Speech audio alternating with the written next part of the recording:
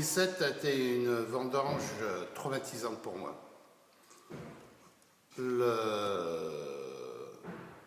C'était ma 44e vendange. Les choses se présentaient très bien. Fin juillet, je me disais, j'aurais peut-être la chance d'avoir un millésime tel que 1990. Petite récolte, raisin pas trop serré, météo qui était très bonne après un printemps sec. On a vu un petit peu de pluie en juillet qui permettait d'espérer une maturation qui se fasse tranquillement. Malheureusement, la météo du mois d'août a complètement perturbé pour deux raisons. Déjà les pluies et puis des épisodes de grêle qui ont choqué les raisins, qui les ont martyrisés à différents secteurs, aussi bien sur les chardonnays, sur le secteur de Cramant et un secteur proche de Cramant sur Avise, et puis également le secteur d'Ambonnay. On a débuté nos vendanges précipitamment parce que le botrytis gagnait. On a débuté par les vignes qui ont été grêlées. Je m'en suis voulu en me disant mais comment ça se fait que j'ai pas pu m'en rendre compte, comment ça se fait que j'ai pas pu devancer un peu la situation. En fait, on pouvait l'expliquer puisque en 2017, le printemps avait été très sec et en fait toute la minéralisation de l'azote qui se fait au printemps quand les sols se réchauffent et avec suffisamment d'humidité. Là, par la sécheresse qui existait au printemps, en fait, il n'y a pas eu de minéralisation.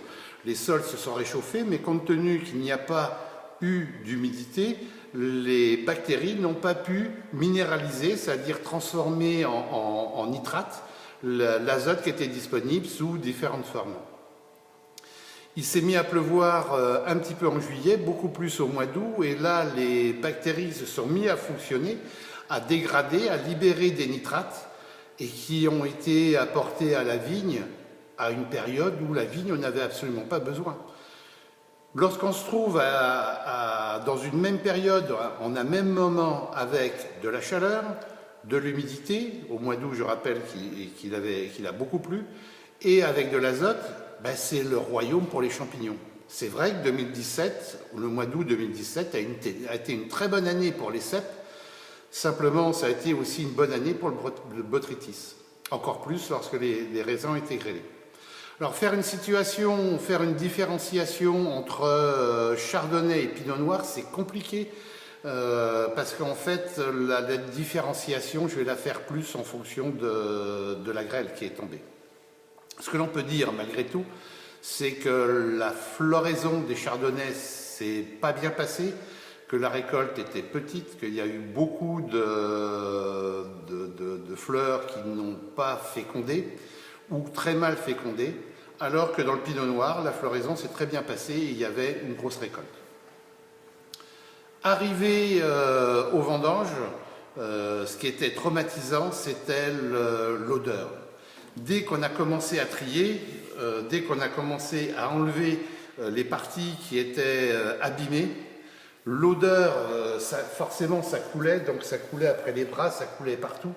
Et l'odeur, je l'ai portée au moins pendant 2 mois, 3 mois. Je l'avais en mémoire ici et c'était vraiment traumatisant.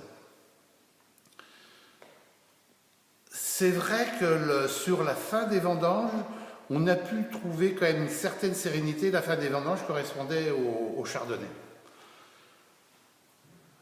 Maintenant, sur la dégustation des vins de 2017, j'ai pas pu me débarrasser du souvenir des vendanges, du traumatisme que j'avais vécu au moment des vendanges, avec les odeurs, avec des raisins qui étaient vilains.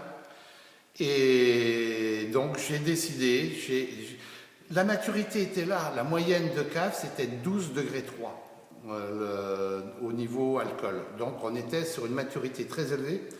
Mais les pluies que l'on a eues au mois d'août, qui ont fait grossir les raisins, mais qui ont également dilué le caractère, plus l'état sanitaire, font que j'ai décidé de ne pas faire de millésime. Il n'y aura pas de millésime 2017 à la maison. La valeur réelle, c'est des bons vins. Alors, je vais parler du chardonnay, c'est des bons vins, riches, ronds, épanouis, souriants. Peut-être qu'il leur manque de la profondeur, peut-être qu'il leur manque de la structure. Mais pour moi, il n'y a pas d'objectivité de dégustation, il n'y a qu'une subjectivité de dégustation. Donc je peux pas, le côté subjectif, je ne peux pas en faire abstraction. Pinot Noir, c'est des raisins qu'on a vendangés un petit peu plus tôt. Peut-être qu'il leur manque un petit poil de maturité et on aurait pu faire mieux au risque, enfin pas au risque, en acceptant une perte supplémentaire par le tri due au botrytis.